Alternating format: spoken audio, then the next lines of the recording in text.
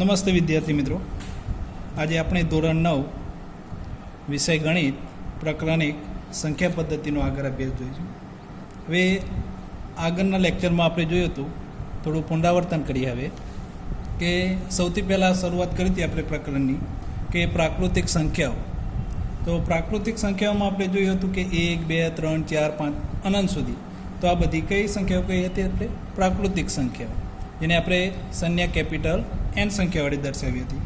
ત્યાર પછી બીજા નંબરમાં પૂર્ણ સંખ્યાઓ.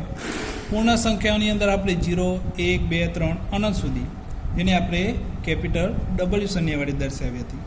ત્યાર પછી ત્રીજા નંબરમાં વિદ્યાર્થી મિત્રો આપણે પૂર્ણાંક સંખ્યાઓ. પૂર્ણાંક સંખ્યાઓની અંદર 0, 1, 2, 3, -1, -2. તો આ બધી જ સંખ્યાઓ જે આપણે પૂર્ણાંક સંખ્યાઓ કહી હતી, જેની સંજ્ઞા આપણે કેપિટલ Z વડે દર્શાવી હતી. ત્યાર પછી આપણે સમય સંખ્યાઓ, અસમય સંખ્યાઓ જોઈ હતી. અને છેલ્લે વાસ્તવિક સંખ્યાઓ, જેને વાસ્તવિક સંખ્યાઓમાં આપણે કે સમય અને અસમય બધી સંખ્યાઓનો સમૂહ લેવામાં આવે તેને આપણે કહીએ તો વાસ્તવિક સંખ્યાઓ, જેને કેપિટલ R સંજ્ઞા વડે દર્શાવી હતી. ત્યાર પછી છેલ્લે આપણે દાખલો કે સમય સંખ્યાઓ કઈ રીતે શોધવી, એમાં એક ઉદાહરણ આપણે એક દાખલો ગણ્યો હતો કે 1 અને 2 વચ્ચેની 5 સમય સંખ્યાઓ શોધો. હવે ત્યાર પછી આપણે બીજો જ એક દાખલો જોઈએ એવું કે અહીંયા 3/5 3/5 અને 4/5 વચ્ચેની 5 સમય સંખ્યાઓ શોધો. હવે જો અહીંયા 3/5 અને 4/5 એટલે અપૂર્ણાંક સંખ્યા. આપણે પહેલા દાખલામાં જોયું હતું કે 1 અને 2 વચ્ચેની. હવે અહીંયા ગયા પિરિયડમાં આપણે લેક્ચરમાં જોયું હતું કે 2 રીત વડે આપણે સમય સંખ્યાઓ શોધીએ. હવે અહીંયા પણ આપણે એ જ રીતે જોઈએ કે સૌથી પહેલાં તો કેટલી સમય સંખ્યાઓ કહી? 5. તો જેટલી સમય સંખ્યાઓ કહી હોય એની અંદર +1 કરવાનો. તો 5 + 1 તો કેટલા થશે? અહીંયા 6. તો 5 + 1 = 6. તો જે બે સમય અહીંયા બે જે સંખ્યા વચ્ચેની સમય સંખ્યા શોધવાની, એને ઉપર નીચે 6 વડે ગુણાકાર કરવાનો. દાખલા તરીકે અહીંયા આપણને 3/5, તો ઉપર નીચે 6 વડે ગુણાકાર. તો અહીંયા 3 × 6 તો 6 તરી 18 અને 5 × 30, 5 × 6 એટલે કેટલા થશે? 30. એ જ રીતે બીજી સંખ્યા આપી કેટલી? 4/5. તો એનું પણ આપણે શું કરવાનું? ઉપર નીચે 6 વડે ગુણાકાર. તો 4 × 6 એટલે કેટલા થશે? 24 અને 5 × 6 એટલે 30. તો આ રીતે જે બે સંખ્યા વચ્ચેની સમય સંખ્યાઓ શોધવાની હોય તો એનું ઉપર નીચે 1 ઉમેરીને શું કરવાનું? ગુણાકાર કરવાનો. તો અહીંયા કેટલા આવે આપણને? 18/30 અને 24/30. તો આ બંને વચ્ચેની કોઈ પણ 5 સંખ્યાઓ આપણે લખવાની. ચલો 18 પછી કેટલા આવશે? 19. તો 19/30 આ એક સમય સંખ્યા થઈ. ચલો બીજી 19 પછી કેટલા આવે? 20. તો 20/30. ચલો ઉપર નીચે છેદ ઉડાડી દઈએ તો 2/3. તો આ બીજી સમય સંખ્યા. ચલો 20 પછી કેટલા આવશે? 21. તો 21/30. તો અહીંયા છેદ ઉડાડી તો 7 તરી 21 અને 10 × 3 એટલે 30. કેટલા થશે? 7/10. આ કેટલી? ત્રીજી સમય સંખ્યા. ચોથી સમય સંખ્યા 21 પછી કેટલા? 22. તો 22/30. તો અહીંયા છેદ ઉડાડો તો 11 × 2 એટલે 22 અને અહીંયા 15 × 2 30. તો કેટલા થશે? 11/15. આ ચોથી સમય સંખ્યા. અને 22 પછી કેટલા? 30. 23. તો 23/30. તો આ પાંચમી સંખ્યા. તો અહીંયા આપણને કેટલી કહી હતી? 5 સમય સંખ્યાઓ. તો પહેલી અહીંયા 19/30, 2/3, 7/10, 15/11/15 અને 23/30. તો આ રીતે આપણે 5 સમય સંખ્યાઓ શોધવાની. તો પરીક્ષાની અંદર આવો વિદ્યાર્થી મિત્રો એક સમય સંખ્યાઓ શોધવાનો 100% દાખલો હશે.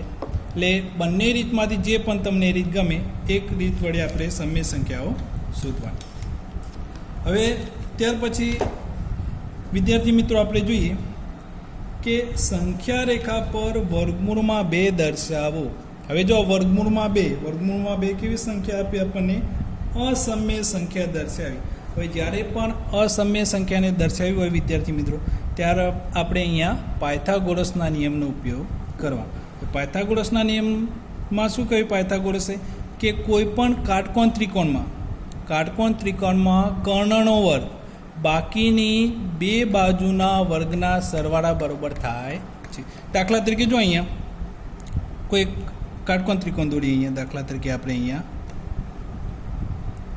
એ બી અને સી આ કાટકોણ ત્રિકોણ.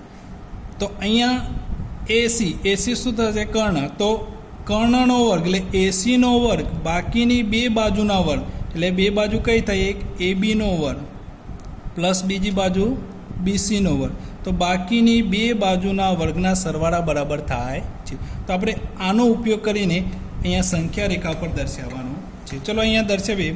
તો અહીંયા સૌથી પહેલાં જો વર્ગમૂળમાં 2, તો વર્ગમૂળમાં 2 એટલે બે ભાગ પાડી દઈએ. વર્ગમૂળમાં 2 એટલે વર્ગમૂળમાં 1 + 1, 1 + 1 એટલે વર્ગમૂળમાં 2 થઈ જાય. ચલો 1નું વર્ગમૂળ કાઢી કેટલા નીકળશે? 1. 1નું વર્ગમૂળ 1. તો અહીંયા આપણે બે બાજુના માપ કેટલા લેવાના? 1 1 એકમ અહીંયા લેવાના. ચલો અહીંયા શરૂઆત કરીએ. અહીંયા સંખ્યા રેખા પર દોરવાનું કહ્યું તો સૌથી પહેલાં કોઈ એક આ રીતે રેખા દોરીએ. રેખા પર આપણે અહીંયા શરૂઆત કરીએ. અહીંયા આ રીતે કે દાખલા તરીકે 0 1 2 3 4 આ રીતે કોઈ સંખ્યા રેખા દાખલા તરીકે એલ ધારી લે. એના પર 0 1 2 3 4 આ રીતે દોરીએ. હવે સૌથી પહેલાં 0ને અહીંયા ઉદ્ગમ બિંદુ ઓ લઈએ. ઓને સંગત સંખ્યા 0. હવે અહીંયા ઉદ્ગમ બિંદુથી આપણે કોઈ બિંદુ એ એક એકમ અંતરે, કેટલા એકમ અંતરે? 1 એકમ અંતરે કોઈ બિંદુ એ રચો. એટલે અહીંયા આપણે એ દોર્યું. ત્યાર પછી શિરોલંબ દિશામાં, એથી શિરોલંબ દિશામાં એટલે ઉપરની દિશામાં કોઈ એક એકમ અંતરે બીજું બિંદુ કેવી લઈએ? બી. એટલે કે ઉદ્ગમ બિંદુથી એક આ કેટલું અંતર થયું? 1 થયું ને અહીંયા 1. એટલે 1 એકમ અંતરે બિંદુ એ લઈએ. એથી શિરોલંબ દિશાની અંદર બીજું કોઈ બિંદુ બી લઈએ. ત્યાર પછી અહીંયા શું કરવાનું? ઓ અને બી, ઓબી રેખાખંડને આપણે શું કરવાનો? જોડી દેવાનું. ઓબી રેખાખંડને જોડ્યા પછી તો જો અહીંયા વિદ્યાર્થી મિત્રો અહીંયા ત્રિકોણ જોઈએ તો અહીંયા ઓ એ બી કાટકોણ ત્રિકોણ બનશે. ખૂણો એ કાટખૂણો થશે. તો પાયથાગોરસના નિયમ પ્રમાણે ઓબીનું મૂલ્ય શોધવું હોય તો ઓ બી સ્ક્વેર બરાબર શું થશે? ઓએનો વર્ગ પ્લસ એ બીનો વર્ગ. ચલો ઓએનું માપ કેટલું આવ્યું? 1. 1નો વર્ગ. એ બી એટલે 1નો વર્ગ. ચલો 1નો વર્ગ 1 વત્તા 1નો વર્ગ 1, 1 વત્તા 1 એટલે કેટલા? 2. ઓ બી સ્ક્વેર વર્ગ અહીંયા તો અહીંયા ઉપર જશે તો વર્ગમૂળમાં 2. તો ઓબીનું માપ કેટલું આવ્યું? અહીંયા વર્ગમૂળમાં 2. તો ઓબી બરાબર વર્ગમૂળમાં 2. હવે અહીંયા નક્કી થઈ ગયું કે ઓબી બરાબર વર્ગમૂળમાં 2. ત્યાર પછી આપણે પરિકર લેવાનું. પરિકરમાં અહીંયા ઉદ્ગમ બિંદુ જે લીધું ઓને કેન્દ્ર રાખવાનું અને ઓબી જેટલી ત્રિજ્યા લેવાની. કેટલી? ઓબી જેટલી ત્રિજ્યા લઈ ઓને કેન્દ્ર રાખી અહીંયા આપણે ચાપ, બીજી એક ચાપ મારવાની. ચાપ જ્યાં રેખાને છેદે તો ત્યાં કોઈ બિંદુ નામ આપી દઈએ. દાખલા તરીકે બિંદુ નામ આપી દઈએ એમ. તો આ બિંદુ એમને સંગત સંખ્યા કેટલી મળશે? વર્ગમૂળમાં 2. તો અહીંયા જે સંખ્યા મળી જે આપણે દર્શાવવાની હતી કે સંખ્યા રેખા પર વર્ગમૂળમાં 2 દર્શાવો તો અહીંયા આપણને વર્ગમૂળમાં 2. હવે દાખલા તરીકે બીજું જેવું એક ઉદાહરણ જોઈએ, વધુ ખ્યાલ આવશે. દાખલા તરીકે જોઈએ કે સંખ્યા રેખા પર વર્ગમૂળમાં 5ને દર્શાવો. વર્ગમૂળમાં 5 કહ્યું. ચલો વર્ગમૂળમાં 5 તો એ જ રીતે પાયથાગોરસના નિયમ પ્રમાણે જોઈએ તો વર્ગમૂળમાં 4 + 1. તો 4 + 1 એટલે કેટલા થશે? વર્ગમૂળ 5 થઈ ગયા. ચલો અહીંયા 4નું વર્ગમૂળ કાઢો તો કેટલા થશે? 2. 1નું વર્ગમૂળ 1 એટલે બે બાજુના માપ કેટલા થાય? 2 અને 1. તો એ જ રીતે આપણે જોઈએ એ પ્રમાણે સૌથી પહેલાં કોઈ એક સંખ્યા રેખા દોરીએ. સંખ્યા રેખા પર કહ્યું એ પ્રમાણે આપણે અહીંયા 0 1 2 3 4 આ રીતે. હવે ઓને સંગત અહીંયા ઉદ્ગમ બિંદુ ઓ લઈ લઈએ. ઓને સંગત સંખ્યા 0. કોઈ એક અહીંયા બિંદુ એ અહીંયા કેટલા લેવાના? 2 એકમ. તો અહીંયા બિંદુ એ એટલે અહીંયા એનું અંતર કેટલું થયું? 2 એકમ. શિરોલંબ દિશામાં કેટલું લેવાનું અંતર? 1 એકમ. તો અહીંયા બિંદુ બી તો એ બી અહીંયા 1 એકમ. ત્યાર પછી કહ્યું એ પ્રમાણે શું કરવાનું? અહીંયા ઓ બી રેખાખંડ આપણે દોરવાનો. ઓ બી રેખાખંડ દોરીએ તો અહીંયા ત્રિકોણ ઓ એ બી કાટકોણ ત્રિકોણ થશે. તો પાયથાગોરસના નિયમ પ્રમાણે ઓ બી સ્ક્વેર બરાબર ઓ એ સ્ક્વેર પ્લસ એ બી સ્ક્વેર. ચલો ઓ એટલે કોનું માપ થયું? 2. 2નો વર્ગ ए बी એટલે 1 1નો વર્ગ તો 2નો વર્ગ કેટલો થશે 4 1નો વર્ગ 1 તો 4 + 1 એટલે 5 તો OB સ્ક્વેર બરાબર 5 તો OB બરાબર વર્ગમૂળમાં 5 તો OB બરાબર વર્ગમૂળમાં 5 તો OB નું માપ અહીંયા કેટલું આવ્યું વર્ગમૂળમાં 5 ઓને કેન્દ્ર રાખવાનું પરિકર વડે ઓને કેન્દ્ર રાખી OB જેટલી ત્રિજ્યા લેવાની કેટલી OB જેટલી ત્રિજ્યા લેવાનું ઓને કેન્દ્ર રાખી અહીંયા એક ચાપ મારવાની ચાપ અહીંયા જ્યાં રેખાને છેદે ત્યાં કોઈ નામ આપી દે તમને ગમે દાખલા તરીકે M N X Y Z જે ગમે આપી દે તો અહીંયા એમને સંગત સંખ્યા કેટલી મળશે વર્ગમૂળમાં 5 તો આ રીતે વિદ્યાર્થી મિત્રો આપણે જોઈએ બે ઉદાહરણ કે વર્ગમૂળમાં 2 વર્ગમૂળમાં 5 ને સંખ્યા રેખા ઉપર દર્શાવો તો આ રીતે તમારે દર્શાવવા ચલો ત્યાર પછી વિદ્યાર્થી મિત્રો આપણે બીજો એક દાખલો જોઈએ અહીંયા કે સંખ્યા રેખા પર 2.347 ને ક્રમિક વિપુલદર્શિતાની પદ્ધતિથી નિરૂપણ કરો જો અહીંયા સંખ્યા રેખા પર કઈ પદ્ધતિ કઈ વિદ્યાર્થી મિત્રો ક્રમિક વિપુલદર્શિતાની પદ્ધતિ હવે જો સૌથી સરળમાં સરળ દાખલો હોય આ ચેપ્ટરની અંદર તો ક્રમિક વિપુલદર્શિતાની પદ્ધતિ કંઈ જ કરવાનું નહીં ફક્ત આપણે અહીંયા જે પણ સંખ્યા રેખા પર જે સંખ્યા પેના સરખા 10 ટુકડા કરવાના સૌથી પહેલાં શરૂઆત કરીએ જો અહીંયા ટાઈમ બગડે ને એટલા માટે મેં અહીંયા રેખાઓ દોરીને રાખી સૌથી પહેલાં તો જોઈએ અહીંયા કે 2.347 આને આપણે સંખ્યા રેખા પર દર્શાવવાના છે તો સૌથી પહેલાં શરૂઆત કરીએ તો તમારે સૌથી પહેલાં કોઈ એક સંખ્યા રેખા દોરી દેવાની સંખ્યા રેખામાં આપણે 0 ડાબી સાઈડ જો સંખ્યા રેખા ઉપર ડાબી સાઈડ જઈએ તો માઇનસ આવે જ્યારે જમણી તરફ જઈએ જમણી દિશા તરફ તો બધી કેવી ધન પ્લસ સંખ્યાઓ તો 0 1 2 3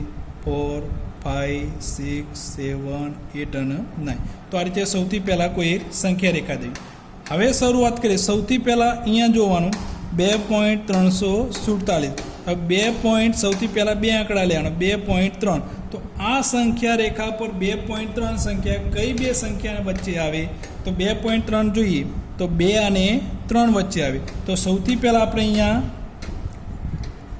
2 અને 3 તો અહીંયા 2 એટલે 2.0 અને 3 એટલે અહીંયા કેટલા આવશે 3.0 હવે 2 પછી કેટલા આવે 2.1 2.2 2.3 2.4 2.5 2.6 2.7 2.8 2.9 અને 3 ચલો અહીંયા આપણે કેટલા લાવવાના હતા 2.3 ચલો વિદ્યાર્થી મિત્રો 2.3 આવી ગયા અહીંયા હવે 2.3 પછી આપણે બીજો એક અંક વધારે લઈએ 2.34 2.34 કઈ સંખ્યાની વચ્ચે આવે તો અહીંયા 2.3 અને 2.4 2.3 એટલે વિદ્યાર્થી મિત્રો અહીંયા કેટલા થશે 2.30 એટલે 2.30 અને 2.4 એટલે કેટલા થશે વિદ્યાર્થી મિત્રો 2.40 એટલે એના સરખા 10 ભાગ કરી દઈએ 2.30 પછી કેટલા આવે 2.31 2.32 2.33 2.34 2.35 2.36 2.37 2.38 2.39 અને 2.40 તો વિદ્યાર્થી મિત્રો કેટલા લેવાના હતા અહીંયા આપણે કેટલા લાવવાના 2.34 ચલો 2.34 આવી ગયા ત્યાર પછી કેટલા લેવાના 2.347 ચલો 347 કઈ સંખ્યા વચ્ચે આવશે તો 2.34 અને 2.35 હવે 2.34 એટલે કેટલા થશે અહીંયા આ બે સંખ્યા વચ્ચે 2.34 એટલે 2.340 અને 2.35 એટલે 2.35 એટલે 2.350 તો 2.34 અને 2.35 10 સરખા ભાગ કરી દઈએ ચલો 2.334 એટલે 2.340 પછી 2.341 2.342 2.343 2.344 2.345 2.346 2.347 2.348 2.349 અને 2.350 હવે અહીંયા જો વિદ્યાર્થી મિત્રો કેટલા દર્શાવતા વિપુલ ક્રમિક દર્શિતાની પદ્ધતિ દ્વારા 2.347 તો અહીંયા આવી ગયા આપણી સંખ્યા જે દર્શાવવાની હતી કે 2.347 47. તો આ રીતે સંખ્યા રેખા પર આપણને જ્યારે પણ પરીક્ષામાં પૂછ્યો હોય કે સંખ્યા રેખા ઉપર 2.347 અથવા કોઈ પણ સંખ્યા કઈ હોય ક્રમિક વિપુલ દર્શિતાની પદ્ધતિ દ્વારા દર્શાવો તો આ રીતે આપણે દર્શાવવાનું. હવે એવું જ બીજું એક વિદ્યાર્થી મિત્રો આપણે ઉદાહરણ જોઈએ. દાખલા તરીકે અહીંયા 5.37 બાર. હવે જો અહીંયા 5.37માં 7 બાર. હવે જો વિદ્યાર્થી મિત્રો અહીંયા 5.37માં 7 ઉપર 12. હવે 12 આ જે લાઈન દોરી હોય એને વંચાઈશું 12 એટલે એ સંખ્યાનું પુનરાવર્તન થાય છે. અહીંયા ફક્ત 7 ઉપર જ 12 આપે એટલે એક જ સંખ્યા 7નું પુનરાવર્તન થાય. જો 37 ઉપર આપીએ તો આખી 37 સંખ્યા ફક્ત 7 આપે એટલે 5.3 7 12 એટલે 7 7 7. આ રીતે એક જ સંખ્યાનું પુનરાવર્તન થાય છે. તો એ સંખ્યાને આપણે ક્રમિક વિપુલતા દર્શાવતા ક્રમિક વિપુલ આપણે આગળ જોઈએ અહીંયા કે આગળ ઉદાહરણ જોઈએ એ પ્રમાણે ક્રમિક વિપુલ દર્શિતાની પદ્ધતિ દ્વારા દર્શાવવાનું છે. હવે શરૂઆત કરીએ એ પ્રમાણે સૌથી પહેલાં તો 2 અંક લેવાના. સંખ્યા 5.3. જો 5.3 7 7 7 એટલે 7ના અંકનું સતત પુનરાવર્તન થાય. તો સૌથી પહેલાં કહ્યું એ પ્રમાણે કોઈ એક સંખ્યા રેખા દોરીએ. 0 અહીંયા આવશે -1, જમણી સાઈડ જોઈએ તો 0, પછી 1 2 3 4 5 6 7 8 અને 9 આ રીતે સંખ્યા રેખા દોરવાની. ત્યાર પછી સૌથી પહેલાં 2 અંક લઈએ. કેટલા આવશે 5.3. હવે જો 5.3 વિદ્યાર્થી મિત્રો અહીંયા સંખ્યા રેખા ઉપર જોઈએ તો 5.3 કઈ બે સંખ્યા વચ્ચે આવે તો 5 અને 6 વચ્ચે. તો આપણે સૌથી પહેલાં અહીંયા લખી દેવાના 5 એટલે 5.0 અને 6 એટલે 6.0. એના બાદ સરખા 10 ભાગ કરે. 10 ભાગ એટલે 5.1 5.2 5.3 5.4 5.5 5.6 5.7 5.8 5.9 અને 6. ચલો 5.3. ચલો વિદ્યાર્થી મિત્રો આવી ગયા 5.3. ત્યાર પછી આગળ એક અંક લઈએ અહીંયા 5.37. ચલો 37. તો 5.37 કઈ બે સંખ્યાની વચ્ચે આવે તો 5.3 અને 5.4 એ બે સંખ્યા વચ્ચે આવે. તો આપણે સૌથી પહેલાં અહીંયા લખી દઈએ કે 5.3 એટલે 5.30 અને 5.4 એટલે 5.40. તો આ બંનેના 10 સરખા ભાગ કરીએ તો 5.30 પછી કેટલા આવશે 5.31 5.32 5.33 5.34 5.35 5.36 5.37 5.38 5.39 અને 5.40. ચલો 5 કેટલા લેવાના હતા આપણે 37. ચલો 5.37 આવી ગયા અહીંયા. ત્યાર પછી 5.377 આગળ એટલે 1 7નું પુનરાવર્તન. તો કઈ સંખ્યા વચ્ચે આવશે તો 5.37 અને 5.37 એટલે આ બે સંખ્યા વચ્ચે આવે. નક્કી કરવાનું સૌથી પહેલાં તો આ બે સંખ્યા વચ્ચે આવે તો અહીંયા 5.37 એટલે 370 અને 5.38 એટલે 5.380. તો અહીંયા જોઈએ તો પછી એના બંનેના 10 સરખા ભાગ તો 5.371 5.372 5.373 5.374 5.375 5.376 5.377 5.378 5.379 5.380. હવે કેટલા દર્શાવવાના આપણે 5.377. ચલો આવી ગયા વિદ્યાર્થી મિત્રો. આ સંખ્યાને આપણે દર્શાવવાની. હજી આગળ તમે સંખ્યા રેખા દોરો તો એ બે સંખ્યા વચ્ચે જ ફરીથી 5.377 5.378 એટલે 5.370 આવશે અહીંયા પાછળ. તો સતત તમે આગળ જશો એમ 7નું સતત અને સતત પુનરાવર્તન થશે. તો આ રીતે વિદ્યાર્થી મિત્રો આપણે સંખ્યા રેખા પર જ્યારે પણ પરીક્ષાની અંદર કહ્યું આપણે અહીંયા બે ઉદાહરણ જોઈએ. પહેલાં તો જો કે 2.347 એને આપણે ક્રમિક વિપુલ દર્શિતાની પદ્ધતિથી અને 5.3 એને ક્રમિક વિપુલતા દર્શિતાની પદ્ધતિ દ્વારા દર્શાવ. તો પરીક્ષાની અંદર વિદ્યાર્થી મિત્રો આપણને કહ્યું હોય તો આ રીતે આપણે દર્શાવવા.